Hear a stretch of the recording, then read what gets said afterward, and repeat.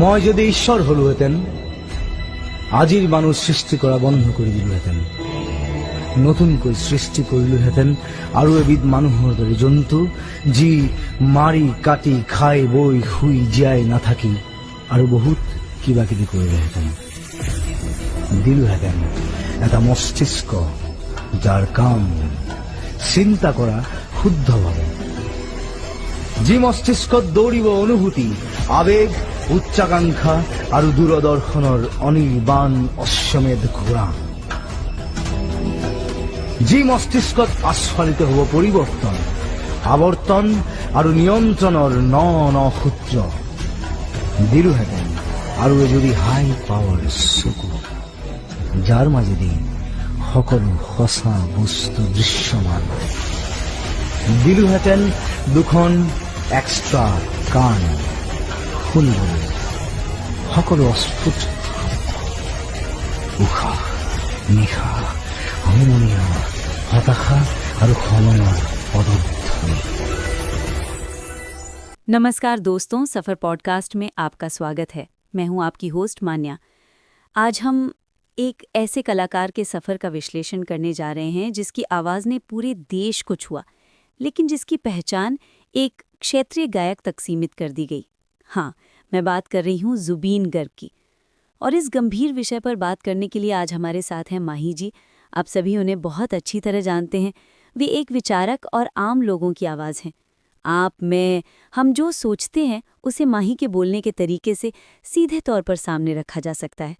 और हम अपने पिछले पॉडकास्ट में ज़ुबीन गर्ग के बारे में काफ़ी चर्चा कर चुके हैं। यदि आपने नहीं देखा है तो कृपया देखें। वीडियो लिंक डिस्क्रिप्शन में दिया गया है और आप इस पूरे वर्णन को बेहतर आयामों में समझ पाएंगे। आज हम अपनी चर्चा को एक राय और समझ की ओर लेकर जाएंगे। माही जी, सफ़र में आपका बहुत बहुत स्वागत है। नमस्कार मान्या।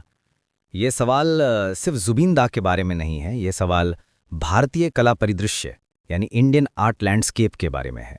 ये विडंबना है कि 30 से ज़्यादा भाषाओं में 38,000 से अधिक गाने गाने वाले एक कलाकार को हम या अली के गायक या असम के रॉक स्टार कहकर सीमित कर देते हैं।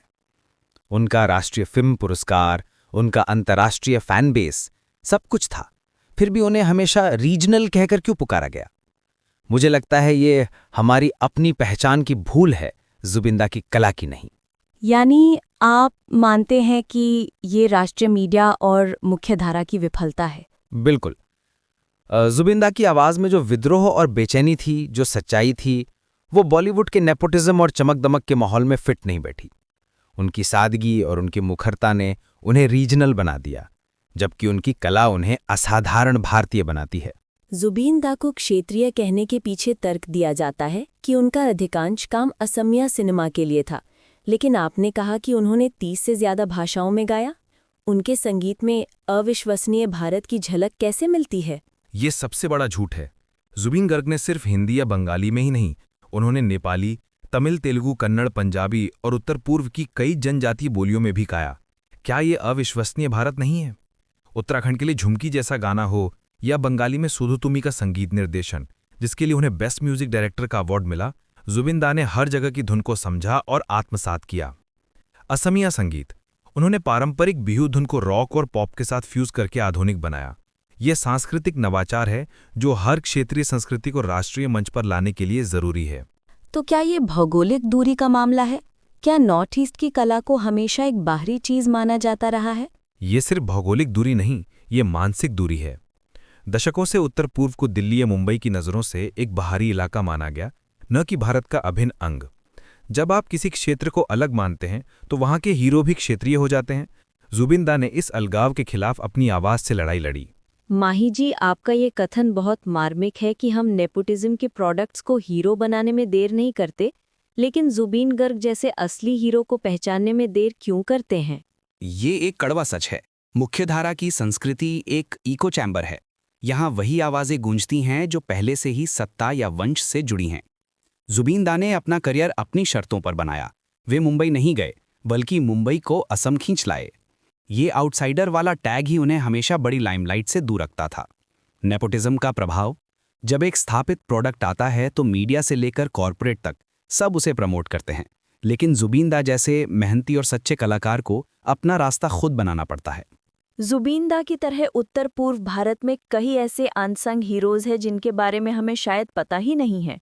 कुछ उदाहरण दीजिए। हाँ, और ये सूची बहुत लंबी है। रानी गाइडिनल्यू नागालैंड या मणिपुर, सिर्फ 13 साल की उम्र में ब्रिटिश राज के खिलाफ विद्रोह का नेतृत्व किया। जवाहरलाल नेहरू ने उन्हें नागाओं की रानी कहा। फिर भी उनकी कहानी पाठ्य पुस्तकों में उतनी नहीं है जितनी होनी चाहिए। कुशल कंवर, असम, भारत छोड़ो आंदोलन के दौरान असम में एकमात्र व्यक्ति जिसे अंग्रेजों ने फांसी दी थी। वे एक गांधीवादी थे। यू कियांग नांगबाहा, मेघालय में जैंतिया पहाड़ियों में 1860 के दशक में ब्रिटिश आक्रमण के खिलाफ निर्भीक प्रतिरोध का नेतृत्व किया। उन्हें सार्वजनिक रूप से फांसी दी गई।